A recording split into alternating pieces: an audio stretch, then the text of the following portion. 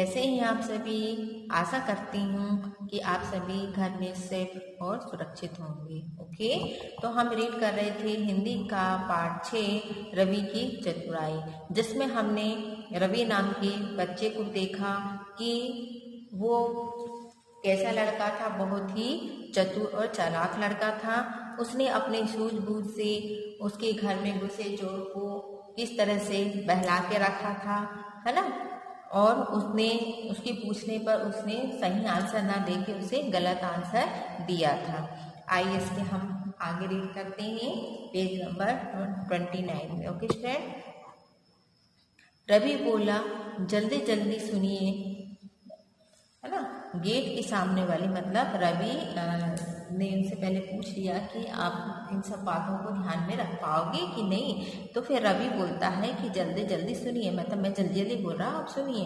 Gate के सामने वाली काली कोठी के बराबर में जो गली है उसमें 50 कदम सीधा चलकर 40 कदम दाएं मुड़ जाइए। आप एक बाग के पास पहुंच जाएंगे। वहां नीम के करीब 50 पेड़ हैं। 5वें पेड़ से जो 18वां पेड़ है उसकी दाईं ओर 40 कदम चलकर बाईं ओर मुड़ने के बाद 40 कदम चलिएगा। जिस स्थान पर आप उस समय खड़े होंगे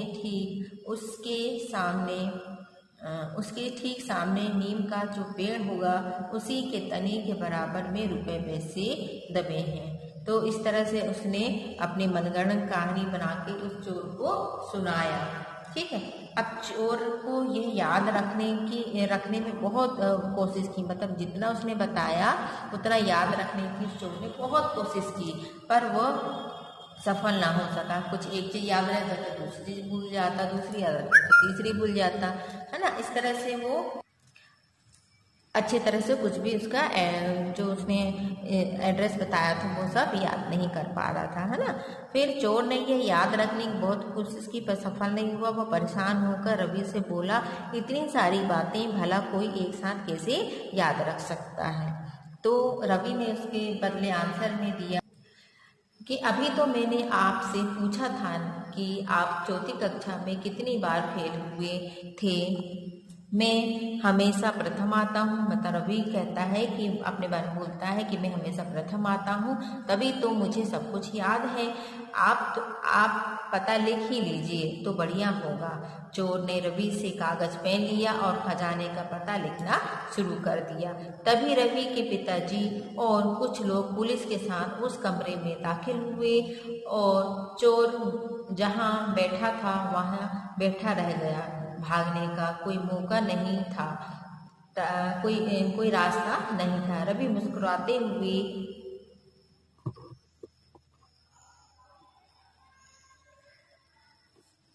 बोला, लीजिए अंकल, पिताजी तो स्वयं ही आपकी सहायता करने के लिए आ गए हैं। पिताजी, अब आप ही अंकल जी की सहायता कीजिए। ये आपके बिना बहुत परेशान थे, उन्हें माल चाहिए ना। लेकिन रवि, कैसा माल? उसके पिताजी ने उनसे पूछा कि उनके पिताजी को तो कुछ नहीं पता था कि यहाँ इसने क्या क्या चर्चाएं की। तो उन्होंने रवि ने उससे कहा कि इन्हें आप माल दे दीजिए तो ले। उनके पिताजी ने कहा, लेकिन कैसा माल? वह कौन है? मतलब यह कौन है? उनके पिताजी को नहीं पता था कि एक चोर है जिसे तुम अंकल कह रहे हो। रवि के पिता ने पूछा। रवि हंसते हुए बोला, आप कुछ नहीं जानते। आपने मेरे अंकल को नहीं पहचाना। आपने ही तो मुझे दबे माल के बारे में बताया था। ठीक है, इस तरह से उसने उसे बेवकूफ बनाने की कोशिश की। आसपास खड़े सभी लोग समझ गए, है ना, कि रवि ने सारा किस्सा स्वयं गढ़ा है या स्वयं रचा है ना। यह सब चोर पकड़वाने का उपाय था और कुछ नहीं।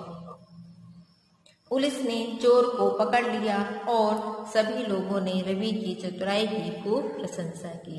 तो बच्चों, यहाँ पर देखिए कि यहाँ पर रवि अपने किस तरह से चालाकी के साथ, सूझबूझ के साथ उस चोर को पकड़वाया और उसे अपने घर से बाहर नहीं भागने दिया। इसी तरह से इस पाठ से हमें यही शिक्षा मिलती है कि हमें समझदारी और साहस से काम लेना चाहिए। हर कठिन स्थिति से निपटना हमें आना चाहिए। ठीक है, ये नहीं कि अगर हम किसी मुसीबत में फंस जाए तो हम डर के कारण वो सब सोचना ही भूल जाए, लेकिन उसी समय हमारी असली पहचान होती है जब हम कठिन समय में सही डिसीजन ले पाते हैं। ठीक है, तो ये था हमारे पाठ, ठीक है, रवि की चतुराई। तो इस पाठ से हमें बहुत सारी सीख मिलती है, तो इस सीख को आप अपने अंदर उतारिए और इसी तरह रवि के जैसे चतुर बनिए। Okay friend, bye bye.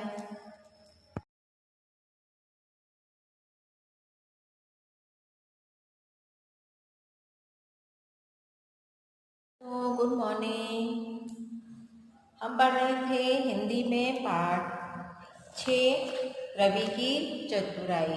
ठीक है, हमने इसके कल ओरल ही आप लोगों को मौखिक प्रश्न और प्रश्न निम्नलिखित प्रश्नों के उत्तरों को बता दिया था। आज हम इसे दिखा देते हैं और इसे आप ध्यान से अच्छे तरीके से करेंगे। ओके, रवि, पहला क्वेश्चन है मौखिक का, रवि पढ़ते पढ़ते क्या करने लगा था? तो इसका आंसर है रवि पढ़ते पढ़ते सोने लगा था। क्या आंसर है इसका? रवि पढ़ते पढ़ते सो गया था। ठीक है, नेक्स्ट क्वेश्चन है, चोर ने किसने रवि का मुंह बंद कर दिया था? चोर ने रवि का मुंह बंद कर दिया था। रवि ने पिताजी को सावधान करने के लिए क्या किया?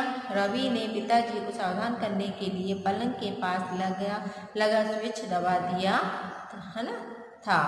फिर है, कौन खजाने का पता लिख रहा था? चोर खजाने का पता लिख रहा था। तो इस तरह से ये मौखिक प्रश्न थे, है ना। अब देखेंगे निम्नलिखित प्रश्नों के उत्तर। पहला क्वेश्चन है, चोर ने रवि से क्या पूछा? तो इसका आंसर ऐसे लिखेंगे, चोर ने रवि से पूछा कि बताओ घर में रुपए पैसे कहाँ छिपा कर रखे जाते हैं। ठीक है, ये सवाल चोर ने रवि से पूछा। नेक्स्ट क्वेश्चन है, रवि ने जमीन पर दबे धन के बारे में क्या बताया? इसका आंसर है, रवि ने जमीन में दबे धन के बारे में बताते हुए कहा, अंकल, पिताजी ने सारे रुपए पैसे घर से बाहर कुछ दूरी पर छिपा रखे हैं। ठीक है, इसका आंसर ये था। फिर है थर्ड नंबर, चोर कैसे पकड़ा गया? तो इसका उत्तर है, चोर रवि की चतुराई और सूझबूझ और साहस से पकड़ा गया, या चोर पकड़ा गया। ठीक है, फिर नेक्स्ट क्वेश्चन है इसका, चोर के पकड़े जाने पर लोगों ने रवि की प्रशंसा क्यों की? तो इसका आंसर है, चोर के पकड़े जाने पर लोगों ने रवि की प्रशंसा इसलिए की क्योंकि रवि ने चोर को अपनी बातों पर उलझा रखा था और फिर पुलिस ने उसे पकड़ लिया था। मतलब वो अपने सूझबूझ के कारण ही उस चोर को पकड़वाने में पुलिस की सहायता की। ठीक है, इसलिए उसे सभी लोग उसकी प्रशंसा कर रहे थे रवि की। ठीक है, अब देखेंगे हम सही उत्तर पर सही का विकल्प चिन्ह लगाइए या फिर खाली स्थान दिए हुए पीछे, उसे पढ़ते हैं। ओके, सही उत्तर पर सही का चिन्ह लगाना है। यहाँ पहला है, रवि के कमरे में कौन खड़ा था? इसका ऑप्शन है पुलिस, फौजी, चोर। तो क्या आंसर आया था इसका? चोर, है ना। रवि के कमरे में चोर खड़ा था। नेक्स्ट है, किसने रवि के कमरे की बत्ती बंद कर दी? आंसर है चोर ने, है ना। रवि के कमरे की बत्ती चोर ने बंद कर दी। फिर नेक्स्ट है, किसने समझदारी से चोर को पकड़वाया? पिताजी ने, रवि ने, पड़ोसी ने। किस बच्चे ने पकड़वाया था? पड़ोसी ने। और पिताजी तो पिताजी ने। ठीक है, तो रवि की समझदारी से चोरों को पकड़वाया गया। इसका आंसर ये था, है ना। फिर पाठ पढ़कर रवि की कोई 3 विशेषताएं लिखिए कि रवि कैसा लड़का था। सबसे पहले रवि बहुत ही होशियार लड़का था, समझदार लड़का था, है ना। फिर उसे पढ़ना पसंद था। ठीक है, इस तरह से वहाँ पर इनकी विशेषताओं को आप लिख सकते हैं। आगे क्वेश्चन देखते हैं। रिक्त स्थान भरिए। यहाँ पर रिक्त स्थान बनना है, मीन सिर्फ फिल इन द ब्लैंक्स कहते हैं जिसको। ठीक है, फिर यहाँ देखेंगे घर कांपने, चतुराई और पुलिस। ठीक, तो रवि उसे देखकर डर से खालिस्तान लगा, कांपने लगा। रवि उसे देखकर डर से कांपने लगा। सेकंड, पिताजी ने सारे रुपए पैसे खालिस्तान के बाहर छिपा रखे हैं। घर, है ना, पिताजी ने सारे कमरे पैसे घर के बाहर छुपा रखे हैं। पिताजी और कुछ लोग खालिस्तान के साथ उस कमरे में दाखिल हुए। किसके साथ? पुलिस के साथ। तो यहाँ पर खालिस्तान क्या आएगा? पुलिस, है ना। फिर नेक्स्ट है, सभी लोगों ने रवि की खालिस्तान की खूब प्रशंसा की, चतुराई की खूब प्रशंसा की। ठीक है, फिर नेक्स्ट क्वेश्चन था यहाँ पर भाषा कौशल था, संज्ञा और सर्वनाम शब्दों पर गोला लगाने। संज्ञा शब्द पर क्या लगाना है? इस तरह से गोला बनाना है, और जो सर्वनाम शब्द है उस पर हमें ब्रैकेट बनाना है। ठीक है, तो आइए देखते हैं संज्ञा क्या होता है। संज्ञा किसी व्यक्ति, वस्तु, स्थान के नाम को हम संज्ञा कहते हैं। तो अब संज्ञा इसमें क्या आएगा? आदमी, ये व्यक्ति का नाम है। अंकल, ये भी व्यक्ति का नाम है। रवि व्यक्ति का नाम है। पुलिस भी व्यक्ति है। ठीक है, ये क्या है? अपने संज्ञा है। और सर्वनाम में क्या आएगा? उसे, आपको, यह, उसका। ये किस में आया? हमारा सर्वनाम में आया। ठीक है, जो संज्ञा के स्थान पर के बदले यूज होता है वो सर्वनाम कहलाता है ना। फिर यहाँ पर है रिक्त स्थान भरना है। विशेषण दिया है, व्यक्तिवाचक संज्ञा है, मतलब यहाँ पर हमें भरना है। रवि खालिस्तान है, विशेषण है, या व्यक्तिवाचक संज्ञा है, मतलब एक व्यक्ति का नाम है, इसलिए यहाँ पर व्यक्तिवाचक संज्ञा आएगा। ठीक है, फिर नेक्स्ट है विपरीत अर्थ बताने वाले शब्द को खालिस्तान होते हैं, पर्यायवाची शब्द होते हैं, या विलोम शब्द होते हैं। विपरीत अर्थ बताने वाले शब्द को विलोम शब्द कहते हैं, विलोम शब्द होते हैं। फिर स्वरों की सहायता से बोले जाने वाले वर्ण खालिस्तान होते हैं। क्या होते हैं? व्यंजन, है ना। व्यंजन जो होते हैं वो बिना स्वरों की सहायता से बोले ही नहीं जा सकते, इसलिए हमें व्यंजन के बोलते समय हमें स्वरों की सहायता लेनी पड़ती है ना। संज्ञा या सर्वनाम की विशेषता बताने वाले शब्द खालिस्तान होते हैं। विशेषण, ठीक है, संज्ञा या सर्वनाम की विशेषता बताने वाले शब्दों को विशेषण कहते हैं। ठीक है, पहले किसी के लिए आदर प्रकट करना है तो खालिस्तान का प्रयोग करते हैं। किसका प्रयोग करते हैं? एक वचन का, बहुवचन का प्रयोग करते हैं।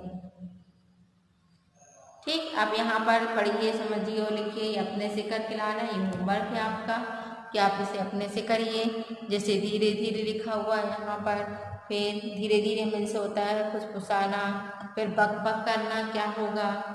बड़बड़ करना। बक बक करना अलग है और बड़बड़ करना अलग है, फड़फड़ करना अलग है, हड़बड़ करना अलग है। ठीक है, तो ये चारों के आप फाइंड करके आएंगे आंसर। ओके स्टूडेंट्स, कल के वीडियो में हम इसे सुनेंगे, तो सभी आज का जो वर्क है वो आज ही कंप्लीट कर लेना है। Okay student, bye bye.